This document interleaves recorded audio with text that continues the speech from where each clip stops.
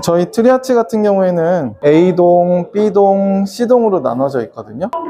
A동은 1층부터 27층까지, B동은 3층부터 28층, 그리고 C동은 지하 3층부터 9층까지 이렇게 돼 있어요. 대지 면적이 8,700평이고 면적이 74,000평이잖아요 74,000평이 감이 좀 안 오실 거예요. 축구장 가보신 분들은 축구장 33개가 그냥 들어갔다고 보시면 돼요. 엄청난 규모의 연면적이고, 저희가 24만 4천 제곱미터 정도 되는데 63빌딩 같은 경우에는 24만 제곱미터가 조금 안 돼요. 63빌딩 연면적이 A동과 B동과 C동 3개의 동으로 나눠서 들어간다는 거예요. A동과 B동은 오피스로 돼 있고요, C동은 제조용 공장으로 돼 있어요. 저희 트리아치가 딱 완공이 되면요, 동서남북 보시면은 다 이런 저층밖에 없을 거예요. 이게 한 20년 정도 됐을 거예요. 앞으로 이런 시설들이 트리아치처럼 새롭게 다 지어야 되거든요. 그 이유가 뭐냐면은, 날씨가 올해 우리나라는 7월 달에 비가 많이 온다고 엘니뇨라고 하더라고요. 그리고 스페인 같은 경우에는 와인을 해야 되는데 가뭄이 생겨서 뭐 올리브도 안 되고, 어떤 나라는 홍수도 오고, 어떤 나라는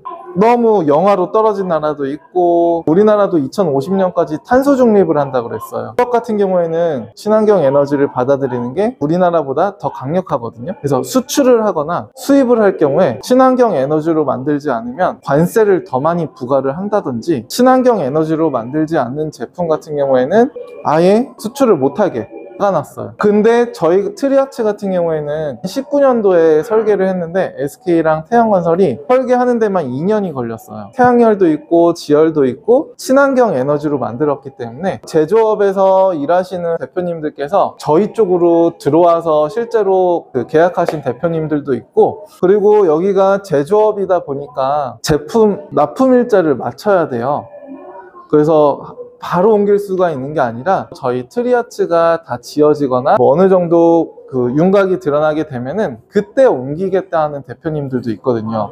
그래서 수출 수입을 하기 위해서는 무조건 저희 쪽으로 들어올 수밖에 없는 거고, 앞으로 이런 지식산업센터 같은 아파트형 공장들도 해외로 수출하기 위해서는 지금처럼 친환경 에너지를 만들 수 있는 새로운 지식산업센터로 만들어져야 된다는 거예요. 근데 저희는 지금 초창기이고 규모도 74,000평 규모로 들어오기 때문에, 그래서 주변에 있는 대표님들도 저희 쪽을 지금 보고 계신 거고, 또 한 가지는 뭐냐면은, 만약에 일하시게 된다면은 이런 데서 일하고 싶으시겠어요? 아니면 저희처럼 최신식 있는 데서 일하고 당연히 최신식으로 일하고 싶겠죠. MZ세대라고 하지만 나이가 어느 정도 있으신 분들도 무조건 최신식 건물에서 일을 하고 싶다는 거죠. 좋은 직원을 뽑기 위해서는 최신식인 건물인 저희 트리아치로 들어와야 된다는 거고요. 그리고 요즘에 MZ세대들 같은 경우에는 워라밸을 중요시해요. 내가 10만원, 20만원 월급을 덜 받더라도 복지가 잘 갖춰진 데를 원하거든요. 저희 같은 경우에는 바로 역 옆에 초역세권으로 들어서 있잖아요. 그리고 저희는 어메니티 시설들도 다양하게 들어와 있어요. 2층에는 라운지도 들어오게 돼요. 커피숍에 가면은 둥그런 테이블에 다 앉아서 이렇게 얘기하고 하잖아요. 그게 저희 2층에 다 들어오게 되는 거예요. 복지를 위해서 대표님들은 직원 뽑기가 너무 좋다는 거예요. 금정역이나 다른 역도 있지만 거기서는 역세권 해봤자 걸어서 10분 걸리는 거리예요. 결론적으로 뭐냐면은, 이 MZ세대들 같은 경우에는 시설이 어느 정도 갖춰지고 복지가 갖춰져야지 들어오겠다는 거예요. 월급보다도 중요한 게 워라밸이기 때문에, 내가 일도 중요하지만 복지가 잘 갖춰져야 되겠다. 그래서 직원을 뽑기에도 저희 트리아치 같은 경우에는 엄청나게 이점이 있다는 거예요. 이렇게 쭉 나눠서요, 군포 오른쪽 트리아치가 있는 곳에는 다 공단으로 돼 있어요. 그리고 반대편 1번 출구 쪽은 아파트가 있는 데는 상가가 있잖아요. 저희는 직주 근접이 딱 나눠져 있어요. 일하는 곳과 쉴 수 있는 곳. 군포는요, 1기 신도시가 된 지 30년 정도가 됐어요. 3월 달에도 국토부 장관이 왔다 간 이유가 재개발, 재건축 호재가 있기 때문에 왔다 갔거든요. 군포 역세권 도시 재생화 활성 사업지구라고 돼 있거든요. 그리고 당정동 공업지역 활성화 시범 사업지구는 유한양행 부지 800억 규모를 들여가지고 이쪽으로 들어오게 된 거죠.